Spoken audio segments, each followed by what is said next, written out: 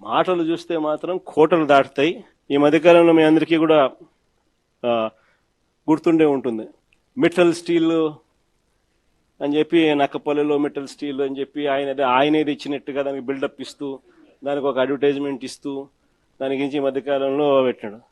నాకు ఆశ్చర్యం అనిపించింది అసలు. అదే చంద్రబాబు నాయుడు క్రెడిట్ చోరీకైనా క్రెడిట్ దోపిడీకైనా ఒక హద్దు పొద్దు ఉండాలి. ఇదే మిట్టల్, ఇదే ఆదిత్య మిట్టల్ అనే ఇదే మిట్టల్ వాళ్ళు, నేను డావోస్ 2022లో డావోస్ పోయినప్పుడు నన్ను కలిసినారు. కలిసి వాళ్ళు అప్పట్లోనే గ్రీన్కో ప్రాజెక్టులో దాదాపుగా 4,800 కోట్ల రూపాయలు కర్నూలులో కడతా ఉన్న పంప్ స్టోరేజ్ ప్రాజెక్టులో భాగం తీసుకొని గ్రీన్కోలో 4,800 కోట్ల రూపాయలు పెట్టుబడులు పెట్టడానికి ఆ రోజుట్లో డావోస్లో అప్పుడే నా సమక్షంలోనే అవగాహన కుదిరింది.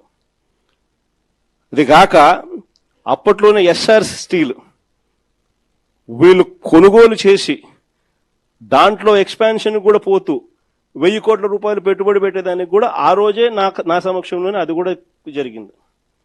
ఇది కాక వీళ్ళను కొత్త స్టీల్ ప్లాంట్ పెట్టడానికి అడుగులు ముందుకు వేయండి అని చెప్పి ఆహ్వానించింది నేను. రాష్ట్రానికి ఆహ్వానించి రమ్మని చెప్పి వాళ్ళని చెప్పి, వాళ్ళు అధికారులకు కూడా చెప్పిన, వాళ్ళు వస్తున్నారు, వాళ్ళకి ఎక్కడెక్కడ మనం భూములు ఇవ్వగలుగుతామో చూపించండి అని చెప్పి వాళ్ళు రావడము, మన అధికారులు ఫస్ట్ కాకినాడ SCZలో భూములు చూపించారు, తర్వాత మూలపేటలో వీళ్ళు రావడానికి భూములు చూపించారు, తర్వాత నక్కపల్లిలో మన హయాంలోనే వీళ్ళకి భూములు చూపించినారు. చూపించిన తర్వాత నక్కపల్లిలో వీళ్ళు ఎన్నికలకు మునిపే రావడము, నక్కపల్లిలో భూములు కూడా చూసుకోవడము, భూములు వాళ్ళకు నచ్చడము, అక్కడ ఆల్రెడీ అప్పటికే APIC భూములు మన దగ్గర ఉన్నాయి. ఆ భూముల్లో నుంచి వీళ్ళకి 2,200 ఎకరాలు మనం అప్పటికే సూత్రప్రాయంగా వీళ్ళకి ఇవ్వడం కూడా జరిగింది. సూత్రప్రాయంగా ఇచ్చేదానికి అడుగులు ముందుకు కూడా వేశాం. ఈ లోపల ఎన్నికల కోడ్ వచ్చింది. ఇది జరిగింది. ఇక్కడ చూస్తే ఎన్నికలు అయిపోయిన తర్వాత చంద్రబాబు నాయుడు గారు మనం అంత దూరం తీసుకొచ్చిన ప్రక్రియను ముందుకు తీసుకుపోయినాడు. అంతే ఈయన చేసింది. ఓ జూమ్ కాల్ పెట్టుకున్నాడు, మాట్లాడినాడు, అంతే. ఇప్పుడు చూస్తే పేపర్ చూస్తే ఏమనిపిస్తుంది, అసలు మిట్టల్ అనేవాడు చంద్రబాబు నాయుడు సుందర ముఖార విందాన్ని చూసి వచ్చినట్టుగా బిల్డప్. ఆ గూగుల్ కూడా అంతే, అప్పుడు కూడా అంతే. అదాన్ని తీసుకొచ్చింది మనం, గూగుల్ను తీసుకొచ్చింది మనం, ఏదన్నా చూసుకో.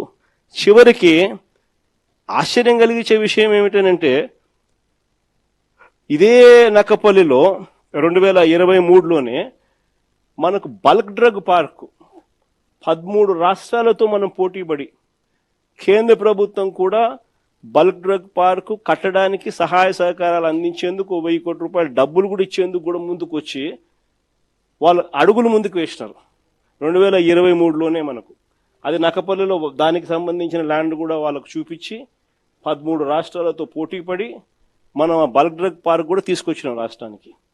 ఇప్పటికీ 2023లో పార్క్ తీసుకొచ్చినాము. ఇప్పుడు చంద్రబాబు నాయుడు వచ్చి 2 సంవత్సరాలు అయిపోయింది.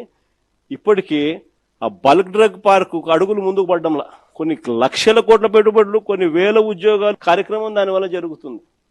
అట్లాంటిది అక్కడ కూడా అడుగులు ముందుకు పోయడంలా వెనక్కి పోయింది. దాన్ని మళ్ళీ కాంప్లికేట్ చేస్తూ అక్కడ ఉన్న ల్యాండ్ సరిపోతుంది, ఆ ల్యాండ్ సరిపోదని చెప్పి ఇంకా ఎక్కువ ల్యాండ్ కావాలని చెప్పి ఇంకా అడుగులు ముందుకు వేసినారు.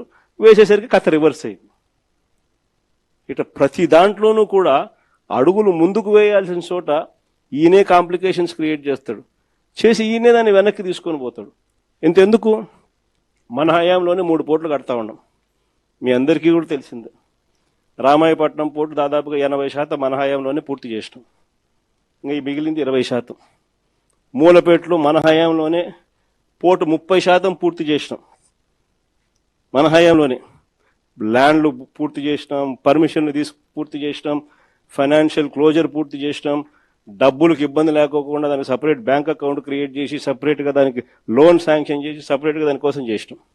మూలపేట అయినా, రామాయపట్నం పోర్ట్ అయినా, లేదా మచిలీపట్నం పోర్ట్ అయినా, మచిలీపట్నం కూడా 30% పూర్తి అయిపోయింది మన హయాంలోనే. ఈ రోజుకి 2 ఏళ్ళు అయిపోయింది. అన్ని చోట్ల పనులు ఆపేసినాడు. వీళ్ళకి సంబంధించిన వాళ్ళకి సబ్ కాంట్రాక్ట్, వీళ్ళకి సంబంధించిన వాళ్ళకే వాళ్ళని తప్పించి కాంట్రాక్ట్, వీళ్ళకి సంబంధించిన వాళ్ళకి కాంట్రాక్ట్ ఇప్పించుకోవడంతో కనీసం అదన్న పనులు జరుగుతున్నాయంటే లేదు, అది కూడా అయిపోయినా. ఏమంటే తొందరగా పని అయిపోతే జగన్ క్రెడిట్ వస్తుంది కాబట్టి పని ఆపు. పనులు ఆపి ఆడ చుట్టుపక్కల భూములు మళ్ళా వీళ్ళ మనుషుల చేత కొనుగోలు చేయించే కార్యక్రమాలు. మచిలీపట్నంలో వాళ్ళు మొత్తుకుంటున్నారు. ఉన్నదానికి ఆల్రెడీ ల్యాండ్ ఇచ్చినాం, ఆల్రెడీ పోర్టు జరుగుతూ ఉంది. చెన్నైలో పోర్టు ఎన్ని ఎకరాల్లో ఉంది చెన్నైలో పోర్టు? ఇక్కడ వీళ్ళకు 2000 ఎకరాల్లో పోర్టు కడతారు, పైన ఇచ్చినాం, పోర్టు కడతా ఉన్నారు, ఆపేసినాడు.